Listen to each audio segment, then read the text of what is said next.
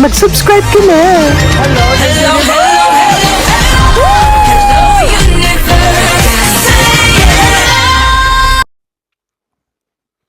Hello mga buweks! Magandang gabi sa inyong lahat. Galaw-galaw para hindi mo pa imburnal. Hello sa ating mga subscribers dyan. Ganun din sa ating mga new subscribers. Welcome to Parade of Beauty! If you are here tonight, welcome to the new era of beauty. Beauty is in you. O, Jimwa? Kamusta naman kayo mga buweks? Ayan, diva, napuyat tayo kagabi, nakakaloka. Talagang puro katatakutan ang ating discussion.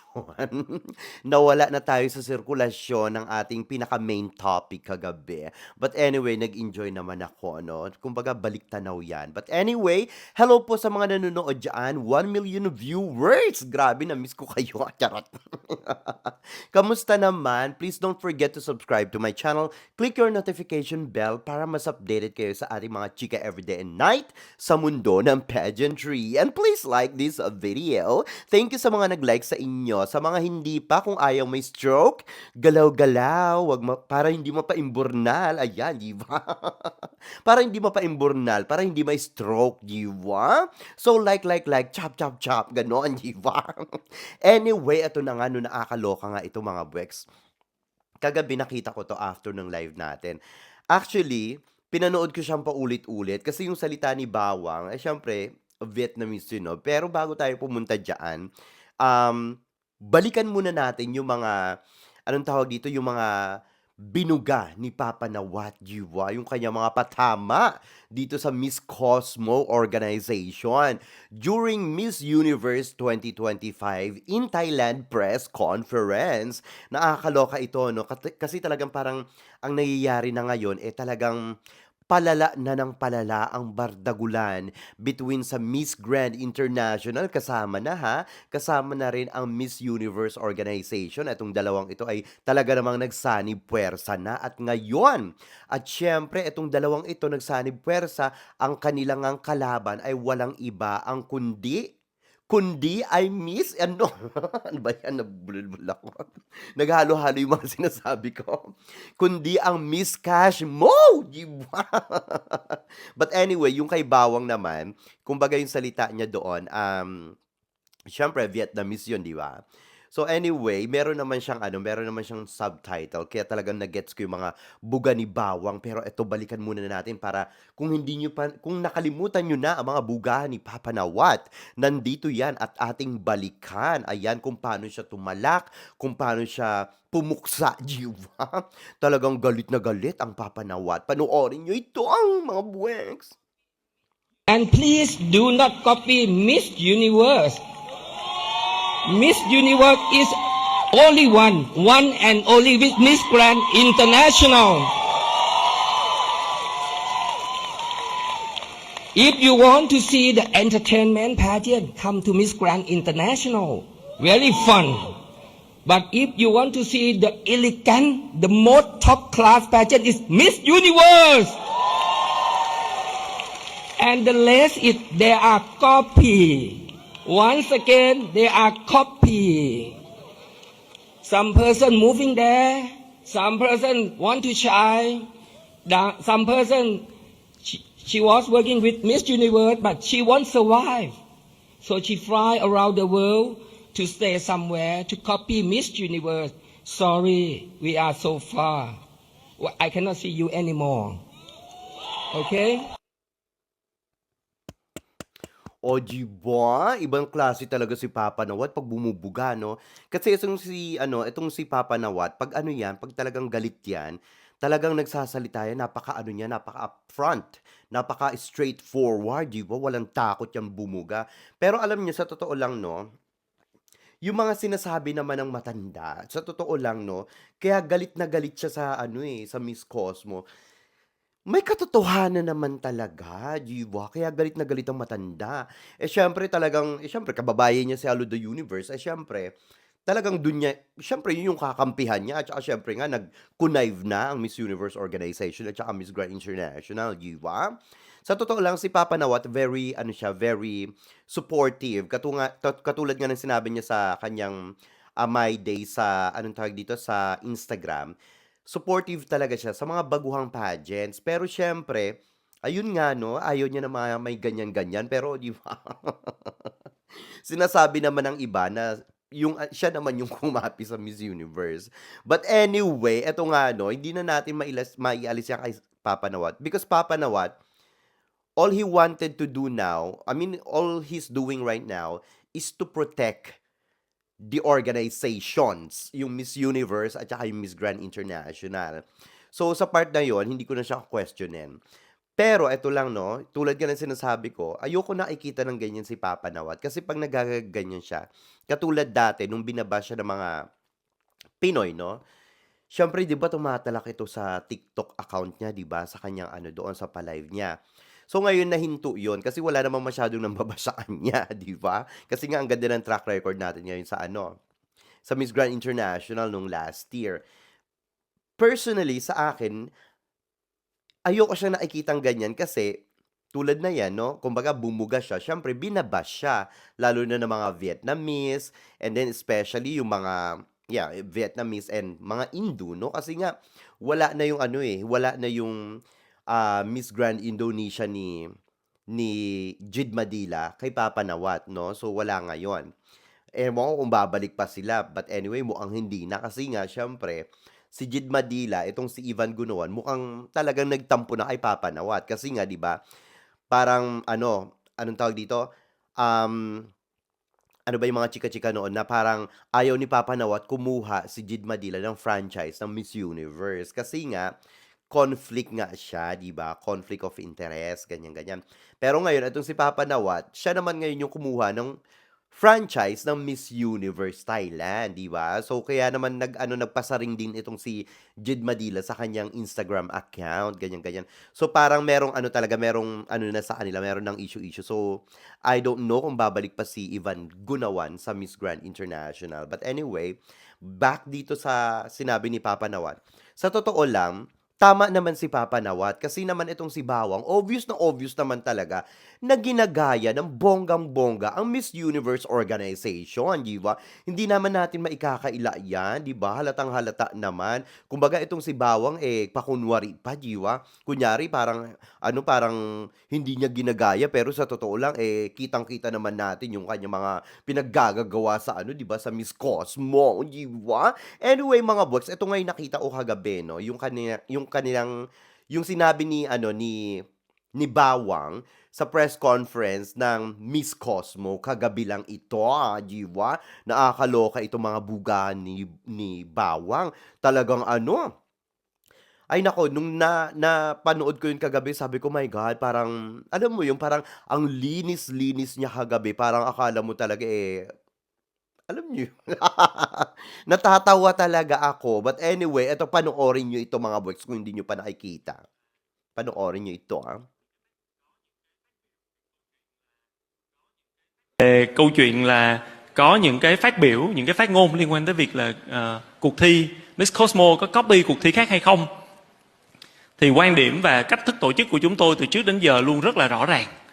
Từ cái ngày đầu tiên khi mà tổ chức cuộc thi Miss Cosmo, và tôi đã rất là tự tin khẳng định, và ngày hôm nay tôi lại càng tự tin khẳng định hơn, trong câu chuyện Miss Cosmo là một bản gốc, là một phiên bản hoàn toàn khác biệt.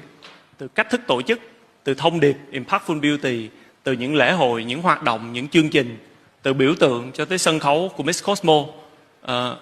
Nếu mà chắc chắn đối với việc copy là cái điều không thể. Ví dụ hôm nay anh chị mở một cái cửa hàng đăng ký kinh doanh bán thức ăn nhanh, ngày hôm sau người ta mở cửa hàng đăng ký bán yến xào, không thể là copy được anh chị ạ. Đúng không ạ? Nên là đối với chúng tôi thì đây là một cái cuộc chơi công bằng. Chúng tôi rất là tự tin, giống như cái sứ mệnh mà ngay từ đầu chúng tôi chia sẻ, không phải để chinh phục beat nào ở trong Grand Slam, mà là quan trọng là chinh phục beat 1 ở trong beat 1 ở trong lòng khán giả. Đó là cái tâm niệm của tôi. Xin cảm ơn. Okay. Eto 'no, kasi yung press conference na 'yan may nagtanong sa kanya. So, kung ano yung masasabi niyo dun sa sinabi ni Papa Nawat towards sa kanyang organization. Well, sinasabi ni Bawang na original daw ang Miss Cosmo. Well, totoo naman yun, that's true. it's original. Pero siyempre, original na sa kanya pero meron siyang kina-copy. So, gano'n 'yun 'no. Original pero yung settings tapos yung mga kinukuha niya doon lalo na yung kauna-unahang nag-Miss Grand International, 'di ba kinuha rin ni Bawang. So ngayon, napansin ko dito siyempre may nagtanong tapos habang nagsasalita si Bawang kung napansin niyo, 'di ba meron siyang guide. So tumitingin siya dun sa ano, yung parang sa table niya, sa harapan niya 'no. So parang ano, parang ang dating sa akin scripted siya. So parang sinadya, parang gano'n 'no, parang siguro yung nagtanong dun sasabihin mo, "Eto tatanungin mo sa akin, tapos ito yung sasabihin ko." Parang gano'n. Kasi obvious na obvious sa mga bugahan ni Bawang, may binabasa siya. Kumbaga hindi naman yung full na sinabi niya. Kumbaga meron siyang mga keywords. Parang gano'n, napaghandaan niya. So etong si Bawang, pansin ko dito kay Bawang, eh talagang ano rin, talagang naghahamon din talaga. Kasi kung tutuusin man, kung on the spot yung tanong na yon, parang kung ikaw iignorin mo na lang, eh. Lalo na kung hindi ka ano, kung hindi ka guilty.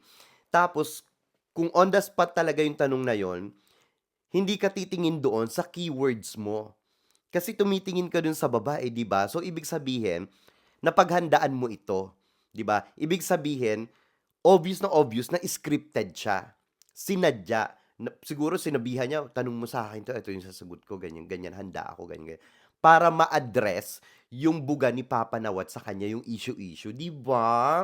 Ito talagang si Bawang talagang may ano rin ito, pamekos-mekos talaga ito si Bawang, nakakaloka, 'di ba? At ito ang malupit 'no, ito ang pinakamalupwet na ano, na buga ni Bawang, yang mga sagutan niya na akala mo, eh, talagang obvious na obvious mga buweks, 'di ba? Si Bawang ay talaga namang hugas kamay, nakakaloka, 'di ba? Eh, ano pala yung mga galing sa Miss Universe organization, 'di ba? Na nandiyan si Asukal, nandiyan si Sash, Company, nandiyan si Smile Train, nandiyan si Harna Zandu, nandiyan si ano pa ba, yung nandiyan na rin yung inclusivity et cetera, 'di ba? Tapos ngayon, eh, siyempre nandiyan din yung mga anyway, sa kanya naman galing yung mga alagad niyang na Miss Universe, 'di ba? Tapos yung nagsalita ng ganyan si Papa Nawat, ito namang mga bruhang ito, eh, nag-unfollow sa Miss Universe organization, 'di ba? Sa Instagram account. So alam mo na talaga 'no, na may mga galawan din itong si Bawang, 'di ba?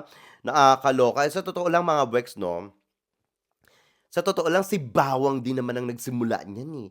Si Bawang din kasi natatandaan yung press conference, 'di ba, nung last year, 'di ba, nung August ba 'yan, yung pinapunta din diyan si Atisa Manalo, 'di ba, meron silang press conference.